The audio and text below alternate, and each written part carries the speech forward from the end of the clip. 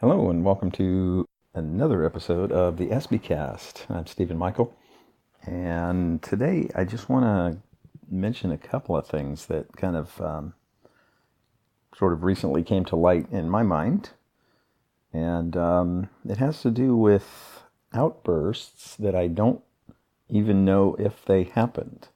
And that's a weird way to say it, but I've had people react to me extremely aggressively and strongly as if I had just screamed at them, and the indications are, and the reactions are, as if I had just screamed, but I have no indication that I did that. So I was kind of curious if that was something that is at all related to ASD or what.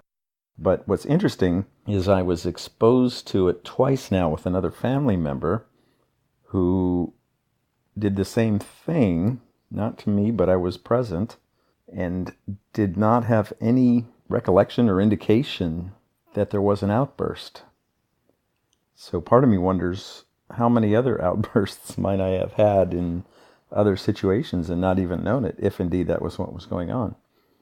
I don't think I was, but I do know that enough people have disliked me over the years, and I kind of wonder if that's not something that played a role at all. But in one case, I was riding in an Uber with a family member kind of recently, and the Uber driver was about to take a right turn on a fork as opposed to veering to the left at a fork in the road, and both of them ended up at the same general location. One of them takes an extra 2 seconds, or maybe 15 seconds it adds. Anyway, my family member that was with me had a bit of an outburst as if something was horribly wrong with what the Uber driver was just almost about to do. And the Uber driver got a little freaked out. Anyway, found out weeks later that this family member of mine didn't even have an indication that that happened. And so it sort of was surprising to me. No recollection, no even understanding that it might have happened. And then I realized I put not two and two together, but I put something together with that and another scenario where I was the one receiving the outburst. And again, for something that, it was in a car, in fact, and I had maybe turned the wrong direction in a gas station or something, and all of a sudden an outburst came at me, and no recollection on the part of my family member that happened either. I'm being a little bit vague about the family member. I just don't want to speak for anybody else, so this is supposed to be only about me. But it's interesting because I do feel like I've got ASD in the family, and this fact that I've now seen outbursts that are not recalled on the part of a close family member makes me wonder if two incidents where I was sort of aggressively complained at by a different family member, made me think that I had done some outbursts, even though I had no actual knowledge or recollection or indication that I did. One was where another family member had kicked a ball in the house and broken a ceiling lamp, or maybe just a light bulb in the ceiling lamp. And I was kind of young, but I don't recall saying anything, that would have been controversial or anything, but I got yelled at right away as if I had just screamed my head off or something like that, and caused something that was deserving of a outburst coming back at me. So that was probably, 40 years ago. I hate to say it. And then another one was where, within the last 4 years, at Christmas, I had been talking about a sensitive subject September 11th and blurted out my opinion on the origination of it.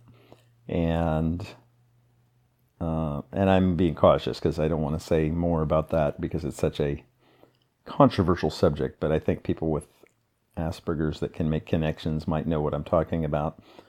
But this other family member when I said it, told me I was stupid. And I think that triggered something in me, I guess. I don't really know.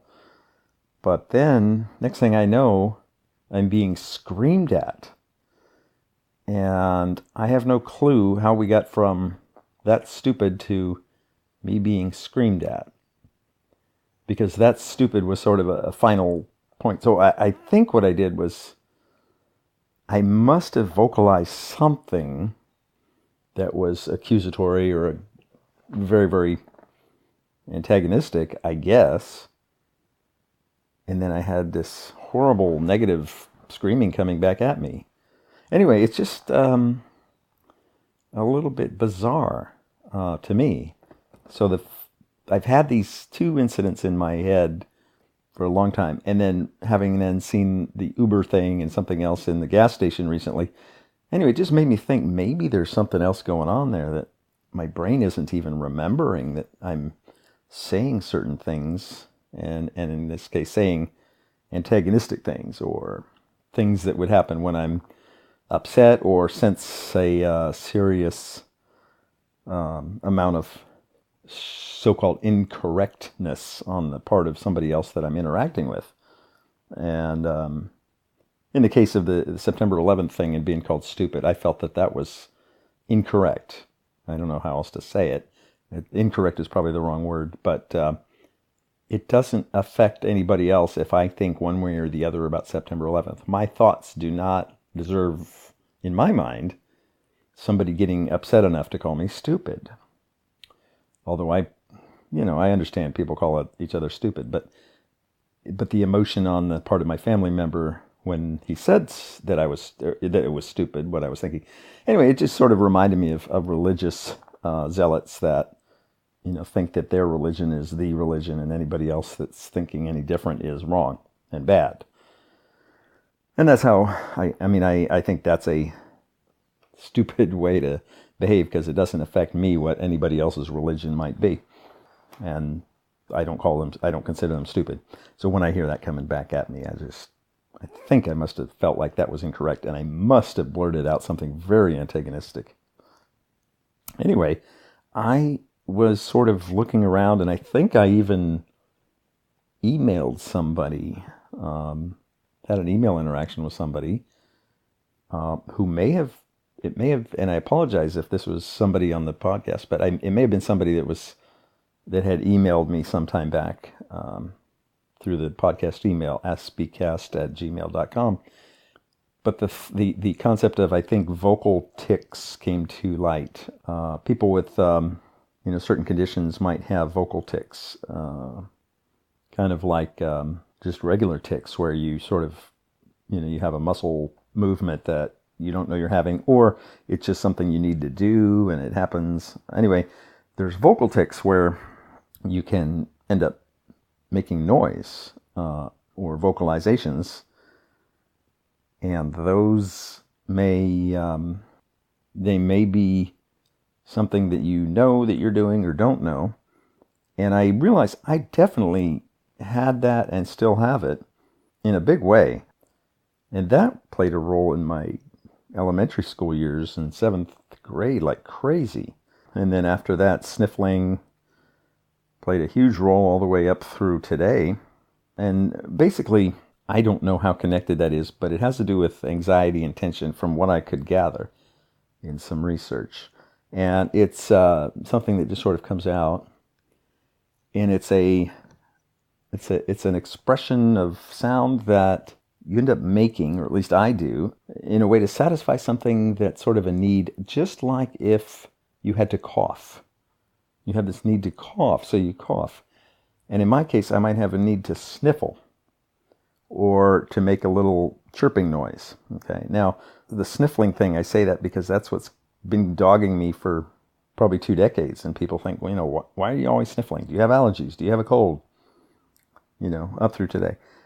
But in elementary school, let's say 4th, 5th, 6th, 7th grade, up through 7th grade, that's junior high school, I was making these chirping noises that my family called chortling, and I really couldn't stop doing it. And I didn't quite know what to think. And so I remember a teacher one time in a class, I think it was 4th or 5th grade, said, is there a bird in the classroom or something? And she was trying to make a point that there was some kid, me, making stupid noises, and I needed to be quiet. But I couldn't stop. And so in 7th grade, I think it was first period art class, I was making these noises, and people around me started calling me bird. And it was kind of insulting to be called bird. Very frustrating. The problem is then at the end of the year, when you go around and get people to sign the yearbook, everybody said, good luck, bird, have a nice summer, bird. So that was like permanently put into my school history from growing up, I guess. And it wasn't something I was proud of. I was quite embarrassed, and I didn't want anybody to know I was being called bird. Well, this gets into something else that's a little goofy. My mom, who I don't think has any boundary understanding at all, she didn't know that I had bought a yearbook and had people sign it. So during the summer, there was some occasion where she had to go to my junior high school office during the summer to, get something, sign something, do something. And she found that they were selling yearbooks, so she assumed that I didn't have one. She bought one for me. And then I told her, I said, I already have one.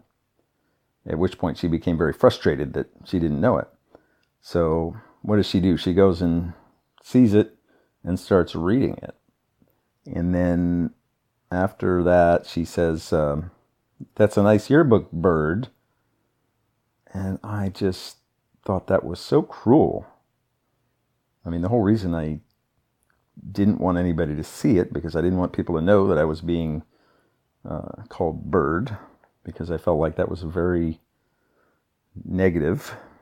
And here's my mom, first of all, reading my private stuff that people had written to me. Second of all, then thinking it was okay to call me bird, which people were calling me. And the way they were calling me bird wasn't necessarily a friendly thing, and I didn't have connection in a friendly way to these people anyway. So really, that was a boundary thing that I also can't forget. It's really tough. But it proves that parents are just as full of making emotionally affecting mistakes as kids are to their parents. But the other thing I remember about vocal tics is at some point it went away, thank God, the little bird noises. And again, it was just like needing to sniffle or cough. You just have this urge to make this noise. Don't ask me how or why. But that changed at some point. It went away. And then at some point during my work years, maybe, I started having this sniffling urge. And again, it's just an urge. There's no real stuffiness in the nose.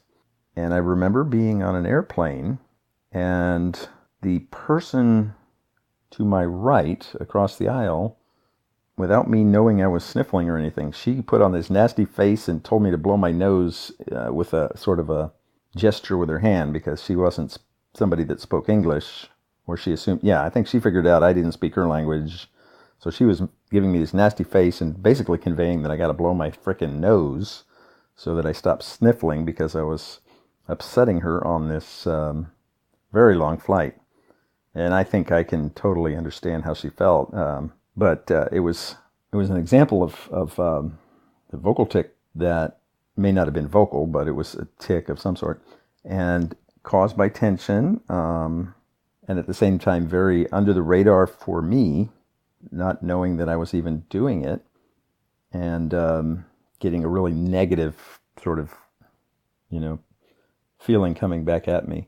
And basically this sniffling thing has been such a common thing for me that other people are constantly asking me, do you have allergies? Do you have a cold? In new situations all the time.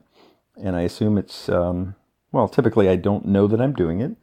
And I assume that they're saying that because maybe I'm going overboard with it constantly. So it's just something that I'm still struggling with. And just wanted to mention that in case anybody else has got that kind of thing going on. Anyway, as usual, I haven't had time to respond to emails that come in, but boy, I do read all of them, and I really appreciate all of them. So please don't hesitate to email me, aspiecast@gmail.com, but I do beg of you to please don't get upset when I don't respond. Number one, because oftentimes it's just because I don't have the mental capacity to properly respond. It's very hard for me to write something because I'm so scared of what I might write and how it might be taken. But more importantly, I know how it feels to send somebody an email and not hear back, and I really apologize in advance and in reverse advance for the folks that I haven't responded to. But I appreciate everything, and one of these years, one of these episodes, I do want to sort of mention the issues and things that I've heard from folks that have emailed, very interesting scenarios and things like that. Anyway, that's about it for now, and I think I've got some other issues that I do want to talk about in the future, which is what happens when you have a degree of authority. So I'd call it like Asperger's plus authority. I think that's a recipe for disaster. And I think a lot of folks who are in positions of authority or influence may actually have some degree of Asperger's, and they end up moving up to positions of authority because, or they take on positions of authority because maybe they don't have any other way to feel like they're important or have friends and things like that. Anyway, I've worked with various people, and I think I also have done these same things where, if you're given authority through your job or through starting a business or whatever, it goes in bizarre directions that are not conducive to success. Okay, that's it, and thank you all very much for listening, and we will try to get one of these back out in the coming month or two. Thanks a lot.